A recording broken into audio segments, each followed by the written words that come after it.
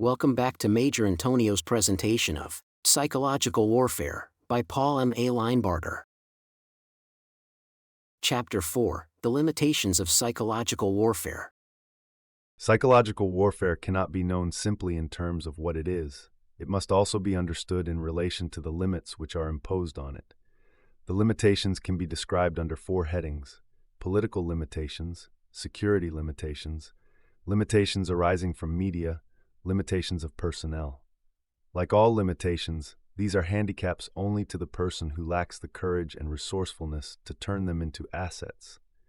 Propaganda is dependent on politics, even for such frontline requirements as definition of the enemy, yet intelligent exploitation of political goals yields valuable results.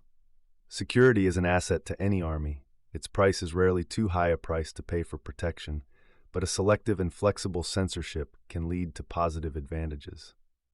Media, that is, the actual instrumentalities by which propaganda is conveyed, are the ordnance of psychological warfare. They limit the performable job, but they also make it possible in the first place. And as in any military operation, success depends most of all on proper use of personnel. Each of these merits discussion. The experience drawn upon has, in almost all instances, been that of World War II. As in most other fields, common sense runs a close second to experience as a guide in new methods of struggle. Political limitations of psychological warfare. Politics has great influence on the content of psychological warfare. The relationship between two warring states is not one of complete severance. On the contrary, in wartime, the relationship becomes abnormal, acute, sensitive. Each belligerent takes a strong interest in the other, in its affairs and weaknesses. During World War II, the American Armed Services, government, and people learned more about the Japanese than they would have in 20 years of peacetime education. Japanese names made news. The purposes and weaknesses of the Japanese became the objects of hatred, and along with the hatred, intense scrutiny. Each warring nation tries to turn the known enemy interest in itself into favorable channels. The propagandists of each country try to give the enemy the news which the enemy wants, while so arranging that news as to create a drop in enemy morale, to develop uncertainty in enemy policies, to set enemy cliques into action against each other. The propagandist sometimes becomes very agitated because he recognizes as a technician propaganda opportunities which national policy prohibits his using. The propagandist who is so intent on his target that he forgets his broader responsibilities can often spoil the entire operation. German broadcasters who emphasize the anti-capitalist character of National Socialism in the programs beamed to Eastern Europe found that BBC picked up the most tactless statements and repeated them to Western Europe, where the Germans posed as anti-Bolshevik champions of private property. American attacks on the Germans for associating with Japanese monkey men were passed along by the Japanese to the Chinese, who did not like the slur either. The most notorious example of backfiring propaganda was, of course, the famous Rum, Romanism, and Rebellion phrase, which may have made James G. Blaine lose to Grover Cleveland in the national election of 1884. The phrase was used by a Republican clergyman in New York, referring to the Democrats, and implied that the Wets, anti-prohibitionists, Catholics, and Southerners were important components in the Democratic Party. This may have been true, but it pleased none of them to have the matter pointed out with such epithets. The phrase succeeded in its short-range purpose, that of rousing Republicans, but failed by rousing the enemy even more and offending neutral-minded persons as well. The balance between home front politics and field psychological warfare is difficult to maintain. The closer the psychological warfare officer is to the enemy, the more apt he is to think of the mission in terms of getting the enemy to come on over. Why quibble about a few phrases if the words will save lives, materiel, and time?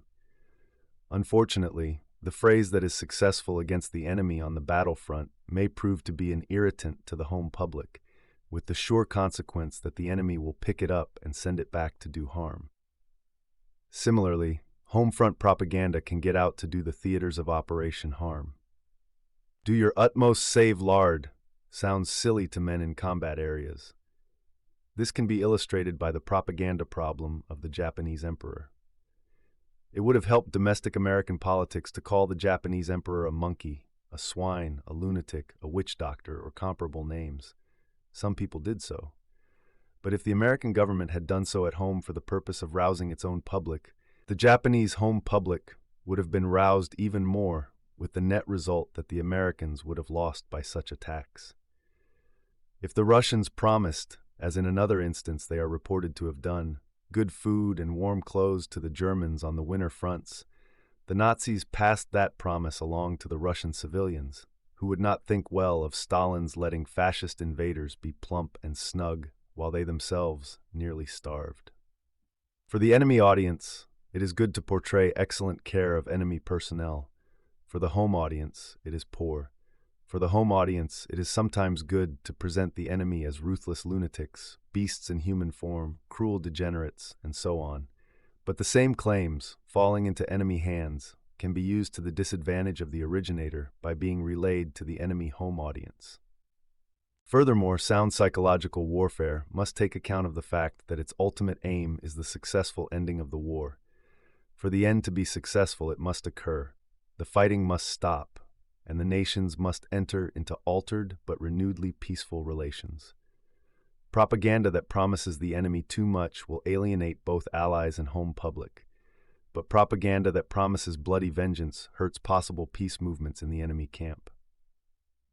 None of the great powers in World War II went so far as to promise specific frontiers for the post-war period. They kept their promises vague, knowing that a definite promise would please somebody but alienate everyone else.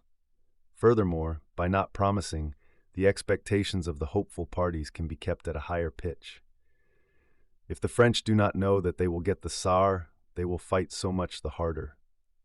But if they are promised the Tsar, they come in a very short while to regard the promise as a settled matter and proceed to ask for something else. Meanwhile, other possible claimants to the Tsar either have a sense of grievance or lose interest in the matter. For this reason, post-war political uncertainty can be a propaganda asset. President Roosevelt, in his conduct of the political world role of the United States, promised Manchuria to the Chinese, Korea, in due course. To the Koreans, and the integrity of the French colonial empire to the French. Outside of that, he avoided specific promises. In another instance, to put a complicated matter baldly, the British promised Palestine to both the Arabs and to the Jews in World War I, and consequently got themselves into a political mess which, 30 years later, was still a mess. Definition of the enemy. Another significant connection between politics and propaganda is found in definition of the nature of the enemy. For combat operations, it is easy, most of the time, to tell who the enemy is. He is the man with the other uniform, the foreign language, the funny color or physique. For psychological operations, it is not that easy. The sound psychological warfare operator will try to get enemy troops to believing that the enemy is not themselves but somebody else, the king, the Führer, the elite troops, the capitalists. He creates a situation in which he can say, "We're not fighting you." This should not be said too soon after extensive use of bombs or mortars. "We are fighting the so-and-sos who are misleading you." Some of the handsomest propaganda of World War II was produced by the Soviet experts along this line. Before the war was over, Soviet propaganda created a whole gallery of heel-clicking reactionary German generals on the Russian side and made out that the unprofessional gutter-snipe Hitler was ruining the wonderful German army in amateurish campaigns. Joseph Stalin's ringing words, "The German state and the German Volk remain," gave the Russians a propaganda loophole by which they implied that Germany was not the enemy. No, not Germany, just the Nazis. This was superb psychological warfare. Since the Russians had already built up the propaganda thesis that the common people, workers and peasants, were automatically, by virtue of their class loyalty, on the side of the workers' country Russia. That left very few Germans on the other side. For psychological warfare purposes, it is useful to define the enemy as 1. The ruler, 2. Or the ruling group, 3. Or unspecified manipulators, 4. Or any definite minority. It is thoroughly unsound to define the enemy too widely. On the other hand, too narrow a definition will leave the enemy the opening for a peace offensive if the ruler dies, or if the ruling group changes part of its composition. It was fear of a peace move by the German generals, plus the desire to maintain the precarious anti-German unity of the occupied countries, which led the United States and Britain to adopt the policy of defining the German Reich rather than Nazism as the enemy. In the instance of Japan, we defined the enemy as the militarists and fascists, with the capitalists a poor second, and left the emperor and people with whom to make peace. If the psychological warfare campaign is operated for a definite political purpose, it is possible for politics to be an aid rather than a limitation. The operator can describe his own political system in its most radiant light. He can say complimentary things about the enemy leaders or groups who might come over, though he should avoid giving them the kiss of death which the Nazis gave certain prominent American isolationists by praising them too much. He can promise his own brand of utopia. If the politics are defensive, vague, well-meaning but essentially non-committed, psychological warfare has to avoid making blunders. In World War II, we could not say that we were against one-party states, because our largest ally, Russia, was a one-party state. We could not attack the ruin of free enterprise by the Japanese and German governments, since socialism existed on the Allied side too. We could not bring up the racial issue, because our own national composition rendered us vulnerable to racial politics at home. There was a huge catalog of don'ts, usually not written down but left to individual judgment, in every propaganda office. Whenever we violated them, we paid the price in adverse opinion. Promises. Finally, psychological warfare must avoid promises that may not be kept. The Americans during World War II never promised much as a government, but individual American agents promised all sorts of things which could not be delivered. We promised the Dutch their homeland and empire by implication. We promised the Indonesians self-government also by implication. And we promised everybody, including the Japanese, access to Indonesian raw materials. It is highly probable that individual Americans, off the record, stated that they expected, hoped, or thought that their government would fulfill each of these promises. The three are not compatible, especially the first and second. The New York banker James Warburg has written a book, Unwritten Treaty, pointing out that the United States promised just about everything to everybody during the war. He was in WWII, and he ought to know, and that it is going to take a generous, wise, and intelligent foreign policy to fulfill, even in part, the promises which we made. The promises of the loser are forgotten. He can write them off and start international policies with a clean slate. But the promises of the victor remain and have to be carried out or else repudiated. The psychological warfare officer should not make promises to persons in occupied territory, to friendly guerrillas, to underground movements, or to enemy troops when those promises are not backed up by word-for-word quotations from the head of his government or someone of cabinet rank. The promises may not conform with promises which other psychological warfare officers are making to other groups. In China, some American officers told the Chinese communists that the Chinese communists were wonderful people and would be sure to get American material aid and political sympathy against Chiang Kai-shek. At the same time, other American officers told the Chinese government people that the United States did not propose to short-circuit recognition of the Chinese government or to interfere in internal Chinese affairs. The two sets of Chinese heard about the American promises and for a while could not decide whether Americans were fools or liars.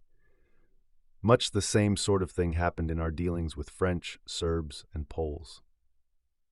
It is a poor piece of work for a combat officer to promise elections, liberties, labor rights, or even food to people in his path, unless the rear echelon people will be able to deliver the goods when they come up. And it is an irresponsible radio or leaflet man who makes promises without finding out whether his government is in a position, in relation to the political situation, to back up the promises one way or other. His nation itself will be called a liar if he slips up. Security limitations. Another serious set of limitations arises from security problems. The very conduct of psychological warfare encroaches upon perfectionist plans for security. Security is designed to keep useful information from reaching the enemy. Propaganda operations are designed to get information to him. Security is designed to keep the enemy from knowing true figures, but propaganda must have a lot of good, current, true information if it is to be believed. Security demands that military and naval news be withheld until the extent of the enemy's knowledge is known. Propaganda is designed to tell the enemy the news faster than his own sources tell him, thus discrediting enemy news. Security demands that dubious persons, intimately associated with the enemy, be kept away from communications facilities. Propaganda officers have to keep an eye open for people who speak the enemy language well, who can address the enemy sympathetically and get his attention, who have a keen appreciation of the enemy culture. Often, it is plain psychological warfare and security officers get in each other's way. This conflict was lessened by American censorship organization during World War II. The United States Office of Censorship, under Byron Price, achieved a distinguished record of smooth, reasonable, and modest operation. It took an adult view of the intelligence of the American public and permitted bad news to reach the public except when the services or the White House intervened. Much of the story of this office is told in Theodore Koop's exciting book, Weapon of Silence, which makes it plain that censorship sought to avoid developing negative psychological warfare campaigns on its own initiative. The usual wartime security procedures apply with special force to psychological warfare operations. Civilian employees who are qualified as political experts, as writers, or as propaganda analysts are often well-educated and artistic. They are apt to value classified information highly for the pleasure which they can derive by violating security, that is, by showing people they can trust how much they are in on certain operations. The temptation to show off is almost irresistible. The vice is not unknown even in military echelons. An atmosphere of excessive security easily degenerates into melodrama, bringing out in many individuals a silly zest for displaying to others how much top-secret information they possess. Where military and civilian personnel work together, this human weakness is stimulated by rivalry. Even among the Germans in World War II, propaganda groups were easily infected by an atmosphere of gossip and intrigue. Security procedures. Security procedures for psychological warfare involve the usual common-sense precautions which apply to all operations and which may be summarized in the following rules. 1. Classification should be kept at an absolute minimum. No information should be classified unless there are genuinely strong reasons for supposing that it would benefit the enemy. Classification and declassification should be the responsibility of designated officers trained for the task. In World War II, many American civilians classified information recklessly, with the result that all classification became a subject of disrespect. The author once found a highly classified inter-allied plan in the hands of an elderly woman stenographer in Washington who safeguarded the information by leaving the papers in a desk drawer which had no pull. The drawer had to be opened with a nail file, and that fact comprised the security. 2. Security should apply, generally speaking, to units as a whole, taking working units up to the limit of face-to-face working acquaintance as a base. It is unsound procedure to give certain individuals a higher level of information than others, since the privileged individuals will be tempted to display their inside knowledge, and the underprivileged individuals will be goaded by unwholesome, resentful, and acute curiosity. Either the entire unit should be given the information or denied it. 3. Security should not be applied for editorial purposes. Censorship is a separate function. Improper security procedures, vesting arbitrary powers in stated officers, may tempt the security officer to express his personal literary, artistic, or political preferences under the guise of maintaining security. The inevitable consequence is the breakdown of both security and of procedure. Censorship should be applied in conformity with national or theater censorship policies. Review and estimate of radio or leaflet output is another function. 4. Security for printed materials is easy enough to maintain. The leaflets can be sent to the G2 to check, or wherever else security functions may be vested. Radio security is another problem. Experience in World War II indicates that spot news cannot wait for routine security, but must be processed through. Two types of control supplementing one another are desirable. Security liaison on a 24-hour basis should be available to the radio operatives for the rapid processing of military news. The security duty officer should be indoctrinated with an attitude of cooperativeness, based on an understanding of the value of propaganda, and should conceive it as his mission to explain the needs of radio propaganda to his superiors, rather than taking the attitude of being superior to the radio operatives. There is a sound psychological reason for this. The presence of a sympathetic security officer will increase cooperativeness on the part of the propaganda broadcaster. An unsympathetic one will merely maintain the official dignity of his office and position. High morale on the part of script writers is more important than high morale of security officers. Security supervision can be exercised by monitoring facilities. That is, the security officers can equip themselves with a good radio receiver and listen to the broadcasts without ever meeting the broadcasters.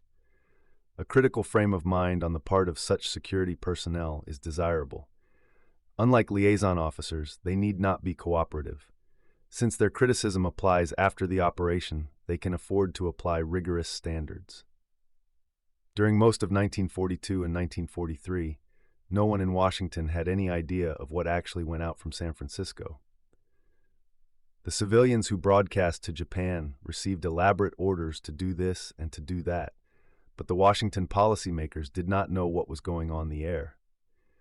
On one occasion, the civilian propaganda broadcasters told the Army in Washington that the information was too highly classified to be released or circulated. The result was that Army and Navy found out what WWII was doing by receiving reports from listeners in the Pacific. Security liaison can check propaganda output in the process of transmission. Security supervision can check the output after it goes on the air, and can transmit through channels recommendations for punitive or corrective action. The final military connection should exist for an all-military psychological warfare group, in the person of a responsible commanding or executive officer. For a civilian group functioning under military control, the military connection should lie in the hands of an officer capable of watching a great deal and of saying little. Attempts by security to act as propagandists have been found to be as disastrous as the efforts of operators to get along without security. Media limitations. Psychological warfare should not broadcast into areas in which radio sets are unknown. Psychological warfare should not drop books to illiterates. These rules seem obvious, but they have often been violated. Psychological warfare should not assume that an extensive news or morale campaign is going to achieve the desired results unless there is trustworthy intelligence to the effect that propaganda is getting through. It is ridiculous to broadcast to the masses of a country when the masses are known not to have radio facilities. This was done in the anti-Japanese broadcasts of WWII, at least in the early part of the war, in which mass audience soap operas and popular music were sent to Japan on the shortwave. This despite reports that shortwave sets were almost unknown outside governmental or plutocratic circles. What was known was that the Japanese government itself had listening facilities, and that the content of American broadcasts was relayed through Japanese military and governmental groups. The propaganda, to fit the medium, radio, should have been designed to affect the persons actually reached, and not an audience known to be out of reach. The mere fact that enemy counter-propaganda mentions one's own material is nothing more than a professional exchange of compliments. Goading the enemy radio into a reply may be fun, but unless non-propagandists are known to be listening, the fun is expensive and unprofitable. It is really fun, though. The author suggested in the spring of 1942 that the San Francisco radio carry an item to the effect that American art lovers hoped the Japanese would move their priceless books and paintings away from the great cities. This was preparation for eventual nagging on the topic. The air raids will get you if you don't watch out. The radio civilians in San Francisco put the item on the air. Nothing was heard from the Japanese on the subject. 4 days later, Radio Luxembourg, then under Nazi control, of course, broadcast in German to Europe that a spokesman for the beastly American Air Ministry had told the Japanese that the Americans planned to destroy cultural monuments. The Nazi commentator added that this was characteristic of the actions of uncivilized Americans. New York picked up the German broadcast. The author enjoyed seeing his item go all the way around the world, but in retrospect, he wonders whether he did any good other than to please himself. He did do the actual harm of giving the Nazis another point to distort. Media consists simply of the facilities possessed. These are most commonly 1. Standard wave radio, 2. Shortwave radio, 3. Loudspeakers, 4. Leaflets, 5. Pamphlets, 6. Books, 7. Novelties. The limitations consist simply of applying the right medium at the right time. Radio broadcasts need be made only when receiving sets are known to exist. Written material should be dropped only to areas in which at least some people can read. The WWII in China, at the request of CBI Forward Echelon Headquarters, made up the leaflet showing pictures only. This was designed for the Aboriginal hillmen between China and Tibet to tell them to rescue downed American pilots. Broadcasting to these people would have been as profitable as spitting in the ocean. None of them could read, much less understand radio. The probable number of listeners or readers should be calculated conservatively, taking enemy policing, amount of enemy interest, customs of the people, tension among enemy troops or civilians, and other appropriate factors into account. Occasionally, propaganda media exceed the expected limitations. The Americans and British dropped leaflets on Berlin. The leaflets had little key numbers in the corners, showing to which series they belonged, and could thus be arranged in series. The Germans prohibited civilians from picking up the leaflets. The Nazi authorities followed up the prohibition by sending the Hitlerjugend and Hitlermädel out to pick up the leaflets and turn them in for destruction. The boys and girls did their job with gusto. Vast quantities were turned in for destruction. What the Nazis discovered, too late, was that the school children had begun collecting the leaflets, using the key numbers to make up perfect sets. Some numbers were rarer than others, so that the Hitlerite children swapped Allied leaflets all over Berlin, trying to make up attractive albums. Mother and father, who did not dare pick the leaflets up off the street for fear the Gestapo might be watching, found a convenient file, reasonably complete, in the room of little Fritzl or Ermentrude. The most hopeful British or American planner could not have counted on such a happy result. Maximum performance of personnel.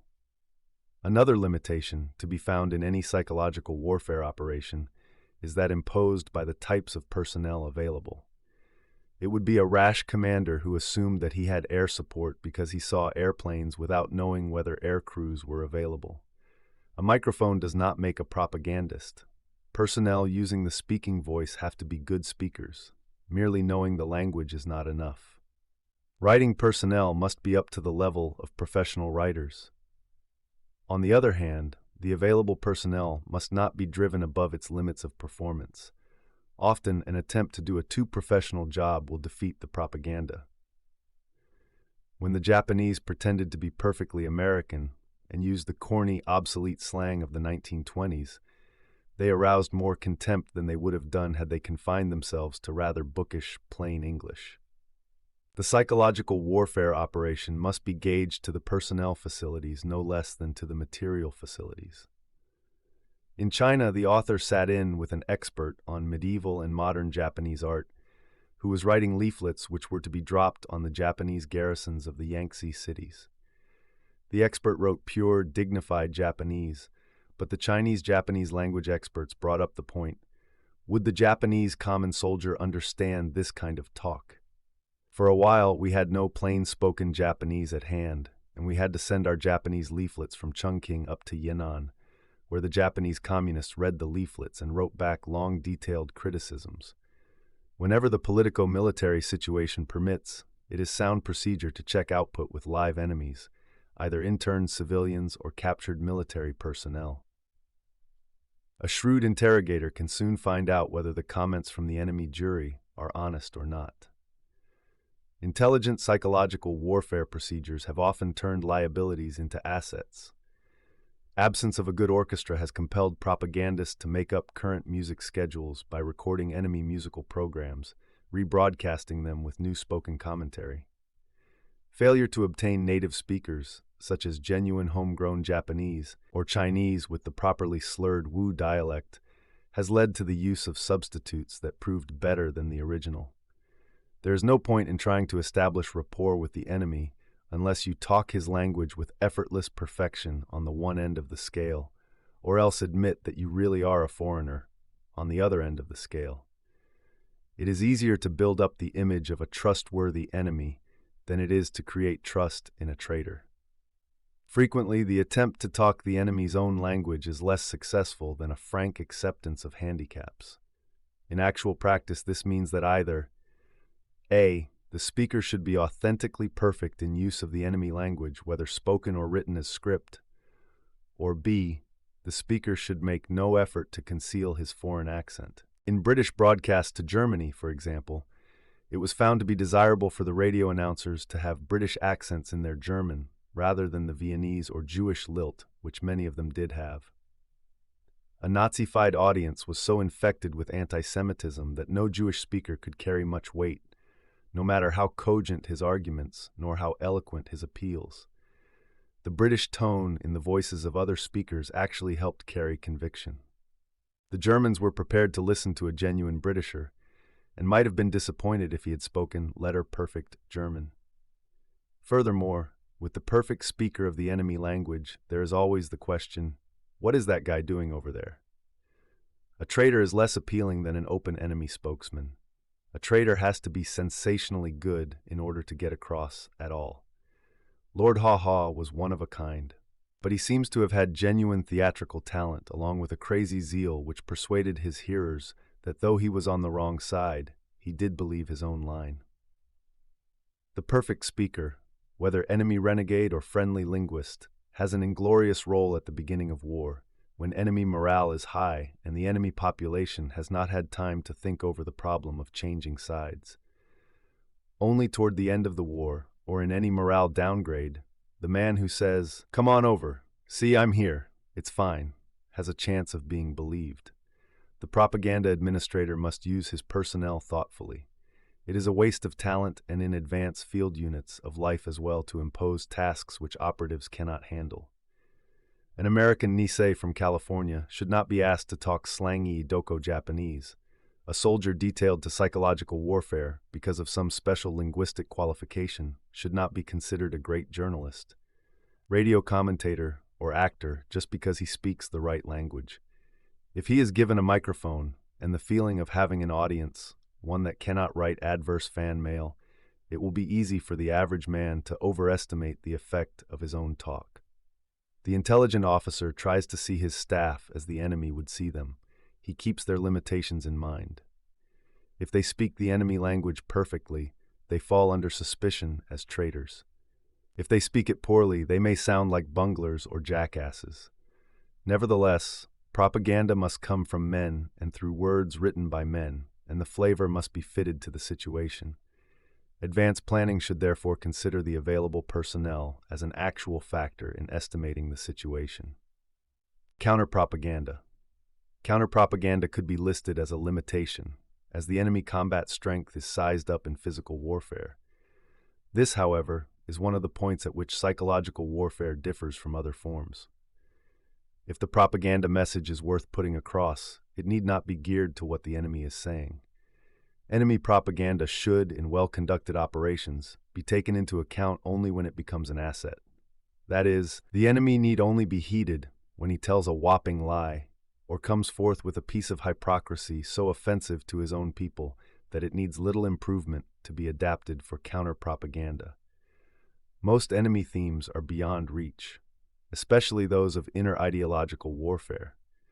The Nazis and Russians made the best propaganda against each other when they got down to the basic necessities of life, not when they were trying to weave fine-spun theories about each other's way of thinking or of life. Refutation is a joy.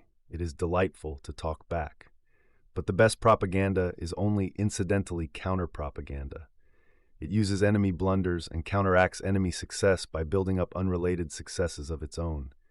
This does not mean that propaganda analysis is not needed. Somewhere in every psychological warfare unit, there must be an intelligence group servicing the operation.